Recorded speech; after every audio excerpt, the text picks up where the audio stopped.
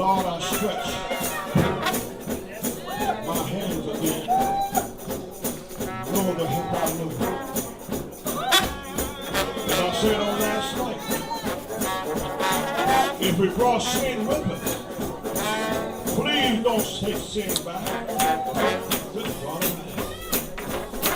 Because you can put everything in the water today under the hand of Jesus' Son. Good God Almighty. Because I know a man. Anybody here know a man I'm talking about? I know a man.